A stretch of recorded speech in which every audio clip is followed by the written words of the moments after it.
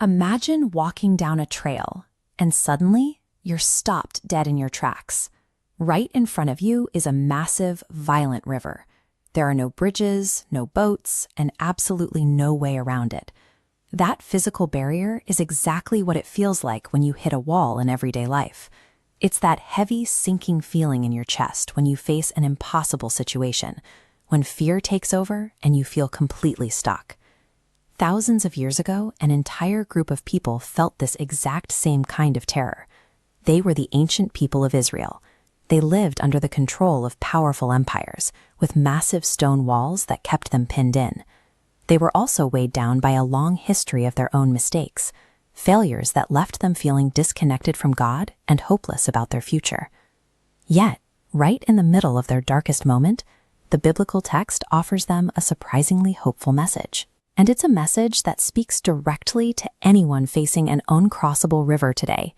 You can find this message in the Old Testament book of Isaiah, spread out through chapters 41 to 43. The text repeats one central, powerful command over and over again. God tells the people, "Do not fear, for I am with you." He isn't brushing off their very real anxiety. Instead, he acknowledges their panic and prepares to show them the specific reasons why they do not have to be afraid anymore. To truly let go of our biggest fears, we have to look closely at who God reveals himself to be in these chapters.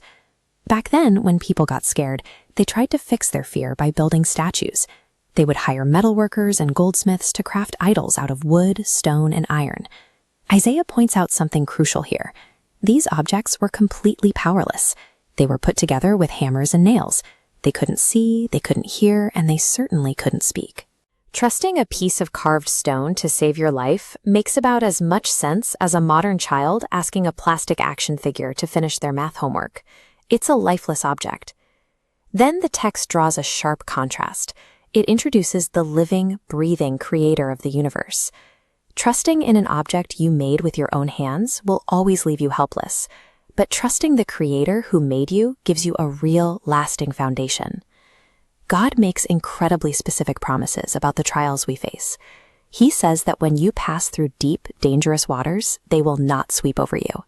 He follows that right up by saying that when you walk through the fire, the flames will not burn you. The text tells us exactly how this is possible.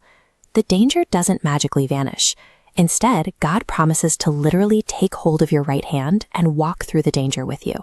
You might expect a being this powerful to be loud or aggressive, but Isaiah chapter 42 reveals a surprising, quiet gentleness. The text describes a bruised reed, a fragile piece of grass that's bent and nearly snapped. God is so gentle, he will not break it. He perfectly balances the unstoppable power required to hold back a violent flood with the tender gentleness needed to care for our most fragile hurts. Of course, sometimes we are the ones who cause our own problems. The ancient Israelites had certainly made their fair share of mistakes, bringing trouble directly onto themselves. God's response to their failures is stunning. He tells them, "Forget the former things. Do not dwell on the past. See, I am doing a new thing." To show them what this new thing looks like, God promises to carve rushing rivers of water through the middle of a barren, dry desert. God does not simply point to an exit.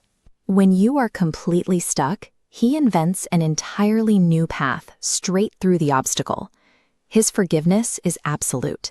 Your past mistakes never stop him from making a fresh, unexpected way forward for your future. Let's think back to the uncrossable rivers or scary deserts you might be facing in your own life right now. God has a final, deeply personal reason for providing his protection. He says, "I have summoned you by name. You are mine."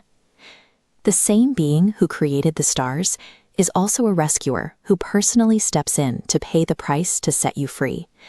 He is a protector who knows you and loves you as an individual. The next time you feel cornered or trapped, take a breath. Remind yourself that you don't have to carry that panic because God is with you and he is doing a new thing.